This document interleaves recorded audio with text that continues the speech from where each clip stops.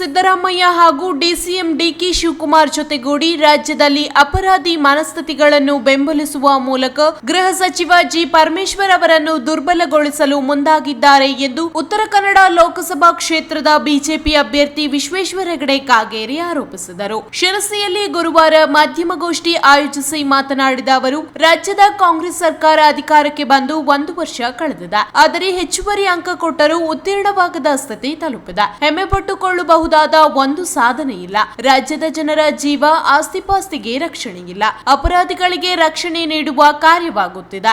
ಅಪರಾಧೀಕರಣ ಮನಸ್ಥಿತಿ ರಾಜ್ಯದಲ್ಲಿ ಬೆಳೆಯುತ್ತಿದೆ. ಮುಖ್ಯಮಂತ್ರಿ ಉಪಮುಖ್ಯಮಂತ್ರಿಗಳು ಇದ್ದಾರೆಯೇ ಇಲ್ಲವೇ ಎಂಬ ಅನುಮಾನ ಮೂಡುವಂತಾಗಿದೆ. ಅಲ್ಲದೆ ಗೃಹ ಸಚಿವ ಜಿ ಪರಮೇಶ್ವರ್ ಇಂತಹ ಕೃತ್ಯಗಳನ್ನು ನಿಯಂತ್ರಿಸಲು ಅಸಹಾಯಕರಾಗಿದ್ದಾರೆ ಎಂದು ಆರೋಪಿಸಿದರು. ಕುಮಾರ್ ಅವರ ಈ ನೇತೃತ್ವವೇ ಜನರಿಂದ ತಿರಸ್ಕರಿಸಲ್ಪಡ್ತಾ ಇದೆ. ಈ ಚುನಾವಣೆ ಫಲಿತಾಂಶದಲ್ಲೂ ಅದು ಕಾಣುತ್ತೆ. ನಮ್ಮ ಭ್ರಮ ನಿರಸನ ಉಂಟು ಮಾಡಿದೆ. ನಮ್ಮ ರಾಜ್ಯದ ಜನತೆಗೆ 1 ವರ್ಷದ ಕಾಂಗ್ರೆಸ್ ಸರ್ಕಾರದ ಆಡಳಿತ ಭ್ರಮ ನಿರಸನ ಉಂಟು ಮಾಡಿದೆ. ಯಾವುದೇ ಕ್ಷೇತ್ರದಲ್ಲಿ ರಾಜ್ಯದ ಜನ ನಾವು ಹೆಮ್ಮೆಯಿಂದ ಇದು ಒಂದು ಒಳ್ಳೆಯದಾಗಿದೆ ಅನ್ನುವಂತ ಹೇಳುವಂತ ಸ್ಥಿತಿ ಇಲ್ಲ. ದೇಶದ ಮುಂದೂ ಇಲ್ಲ.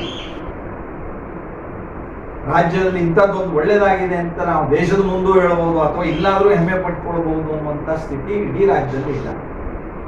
ನಮಗೆ ತಲೆ ತಗ್ಗಿಸುವಂತ ಕೆಲಸ ರಾಜ್ಯದ ಕಾಂಗ್ರೆಸ್ ಸರ್ಕಾರದಿಂದ ನಡೆದಿರೋದು 1 ವರ್ಷದಲ್ಲಿ.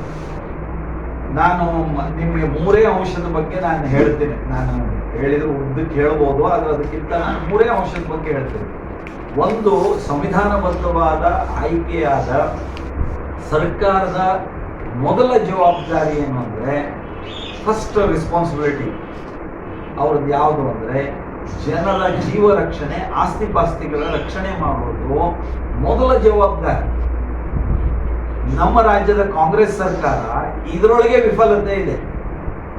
ಸಂಪೂರ್ಣವಾದ ವೈಫಲ್ಯತೆಯನ್ನು ಇದರೊಳಗೆ ಕಾಣ್ತೀವಿ. ಕಾನೂನು ಶಾಂತಿ ಸುವ್ಯವಸ್ಥೆ ಹದಗೆಟ್ಟು ಹೋಗಿದೆ.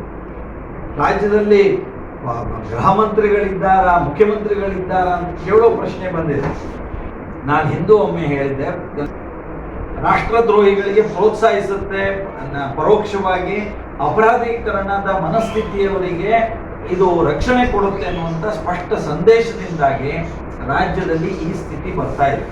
ಸಿಎಂ ಹಾಗೂ ಡಿಸಿಎಂ ಸೇರಿ ಕಾನೂನು ಸುವ್ಯವಸ್ಥೆ ಹದಗೆಡಿಸುವ ಮೂಲಕ ಪರಮೇಶ್ವರ್ ಅವರನ್ನು ಮೂಲೆಗುಂಪು ಮಾಡಲು ಇಂತಹದೊಂದು ತಂತ್ರ ರೂಪಿಸಿದ್ದಾರೆ ಎಂದು ಆರೋಪಿಸಿದರು. ಇಂದಿನ ಶಿಕ್ಷಣ ಪದ್ಧತಿ ನೋಡಿದರೆ ಆತಂಕ ಕಾಡುತ್ತಿದೆ. ಇಲಾಖೆ ಗೊಂದಲದ ಗೂಡಾಗಿದೆ. 20 ಅಂಕ ಹೆಚ್ಚುವರಿ ಕೊಡುವ ಸ್ಥಿತಿ ಬಂದಿರುವುದು ಶೋಚನೀಯ ಸಂಗತಿ. ಇಲಾಖೆ ಗುಣಮಟ್ಟ ಸೌಲಭ್ಯ ಕೊರತೆಗೆ ಬಲಿಯಾಗಿದೆ. ಇದಕ್ಕೆ ಕಾರಣರಾಗಿರುವ ಸಚಿವ ಮಧು ಬಂಗಾರಪ್ಪ ಅವರನ್ನು ಶಿಕ್ಷಣ ಇಲಾಖೆಯಿಂದಲೇ ಉಚ್ಚಾಟಿಸಬೇಕು ಎಂದು ಗಂಭೀರವಾಗಿ ಸರ್ಕಾರಕ್ಕೆ ಒತ್ತಾಯಿಸಿದರು. ಉತ್ತರ ಕನ್ನಡ ಲೋಕಸಭಾ ಕ್ಷೇತ್ರ ಈ ಬಾರಿಯೂ ಬಿಜೆಪಿಗೆ ಒಲಿಯುವುದು ನಿಶ್ಚಿತವಾಗಿದೆ. ಸಂಘ ಪರಿವಾರದ ವಿವಿಧ ಸಂಘಟನೆಗಳು ವ್ಯಾಪಕವಾಗಿ ತೊಡಗಿಕೊಂಡಿತ್ತು. ಜೊತೆ ಜೆಡಿಎಸ್ ಜೊತೆಗಿನ ಹೊಂದಾಣಿಕೆ ಮತ್ತಷ್ಟು ಅನುಕೂಲ ಆಗಿದೆ. ಬಲವಾದ ಸಂಘಟನೆ ಮಾಡಿ ಅತ್ಯುತ್ತಮ ಪ್ರಚಾರ, ಕಾರ್ಯಕರ್ತರ ಶ್ರಮಕ್ಕೆ ಪ್ರತಿಫಲ ಸಿಗಲಿದೆ ಎಂದು ಗೆಲುವಿನ ಆತ್ಮವಿಶ್ವಾಸ ತೋರಿದರು. ಮಾಧ್ಯಮಗೋಷ್ಠಿಯಲ್ಲಿ ಬಿಜೆಪಿ ನಗರ ಮಂಡಳ ಅಧ್ಯಕ್ಷ ಆನಂದ್ ಸಾಲಿ, ಗ್ರಾಮೀಣ ಮಂಡಲದ ಅಧ್ಯಕ್ಷೆ ಉಷಾ ಹೆಗಡೆ, ಪ್ರಮುಖರಾದ ಆರ್.ವಿ. ಹೆಗಡೆ ಚಿಪಿಗಿ ಮುಂತಾದವರು ಉಪಸ್ಥಿತರಿದ್ದರು. ಆ ಹಂತ ಎಲ್ಲ ಹೇಗಾಗಿರುತ್ತೆ ಅಂತ ನೋಡ್ತಿದ್ದೀನಿ ನಾನು. ಈ ವರ್ಷವೇ 20 ಮಾರ್ಕ್ಸ್ ಕೊಡೋ, ಗ್ರೇಸ್ ಮಾರ್ಕ್ಸ್ ಕೊಡೋ ಸ್ಥಿತಿ ಬಂದಿದೆ ಅಂದ್ರೆ ಒಂದೇ ವರ್ಷದಲ್ಲಿ 20 ಗ್ರೇಸ್ ಮಾರ್ಕ್ಸ್ ಕೊಡೋ ಸ್ಥಿತಿ ಬಂದಿದೆ ಅಂದ್ರೆ ಸಿದ್ದರಾಮಯ್ಯನವ್ರು ಏನ್ ಮಾಡ್ತಿದ್ದಾರೆ, ಡಿ.ಕೆ. ಶಿವಕುಮಾರ್ ಅವರು ಏನ್ ಮಾಡ್ತಿದ್ದಾರೆ, ಶಿಕ್ಷಣ ಮಂತ್ರಿ ಮಧು ಬಂಗಾರಪ್ಪನವ್ರು ಏನ್ ಮಾಡ್ತಿದ್ದಾರೆ. ಮಧು ಬಂಗಾರಪ್ಪನವ್ರ ಬಗ್ಗೆ ಕೇಳೋದೇ ತಪ್ಪು. ಯಾಕೆಂದ್ರೆ ಅವರನ್ನು ಮಂತ್ರಿ ಮಾಡಿದ್ದೇ ತಪ್ಪು. ಈ ಇಲಾಖೆಗೆ ಶಿಕ್ಷಣ ಇಲಾಖೆ ಮಂತ್ರಿ ಮಾಡಿದ್ದೇ ತಪ್ಪು ಅವರನ್ನು. ನಾನಂತೂ ಈ ಶಿಕ್ಷಣ ಕ್ಷೇತ್ರದ ಒಂದು ಅಸಮರ್ಥ ನಿರ್ವಹಣೆಯ ಕಾರಣಕ್ಕಾಗಿ ಮುಖ್ಯಮಂತ್ರಿಗಳು ಸಿದ್ದರಾಮಯ್ಯನವರು ಮಧು ಬಂಗಾರಪ್ಪನವರನ್ನ ಶಿಕ್ಷಣ ಇಲಾಖೆಯಿಂದ ಅವರನ್ನ ಉಚ್ಚಾಟಿಸಬೇಕು.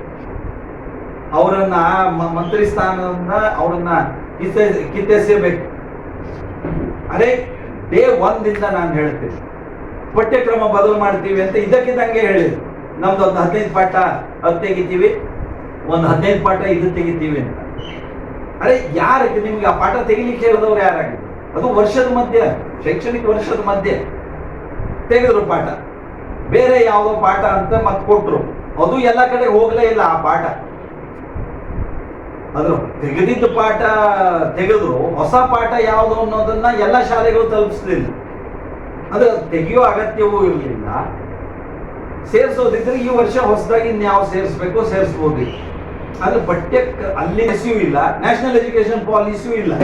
ಅರೆ ಎಂತ ಗೊಂದಲ ನಿಮ್ಗೆ ಇದ್ರದ್ದು ಗಂಭೀರತೆಗಳು ನಿಮ್ಗೆ ಯಾರು ಇನ್ವಾಲ್ವ್ ಇರ್ತಿರೋ ನಿಮ್ಗೆ ಗೊತ್ತಾಗತ್ತೆ ಇದು. ಅಂದ್ರೆ ಇಂಥ ಒಂದು ಅತಂತ್ರ ಸ್ಥಿತಿ ಇದೆಯಲ್ಲ, ನಿಮ್ಗೆ ಇನ್ನೊಂದು 2-3 ಉದಾಹರಣೆ ಹೇಳ್ತೀನಿ ಹೀಗೆ ಅಂದ್ರೆ ಆಗಿರೋ ಗೊಂದಲಗಳು. ಇಲಾಖೆ ಕಳೆದ 1 ವರ್ಷದಲ್ಲಿ ಹೇಗೆ ಗೊಂದಲದ ಗೂಡಾಕೊಂಡು ಹೋಗಿದೆ ಅಂತ 5, 8, 9 ಪರೀಕ್ಷೆ ನೋಡಿದ್ರಲ್ಲ ನಾವು. ಸುಪ್ರೀಂ ಕೋರ್ಟ್ ತನಕ ಹೋಯ್ತು, ಒಂದ್ಸಲ ಮಾಡಿದ್ರು ಪರೀಕ್ಷೆ ನಿಲ್ಸಿದ್ರು, ಮತ್ತೊಂದ್ಸಲ ಪರೀಕ್ಷೆ. ಅರೆ ಬರೀ ಇನ್ಯಾವುದೋ ಡಿಗ್ರಿ ಬೇರೆ ಬೇರೆದಲ್ಲ ನಾನು ಹೇಳೋದು.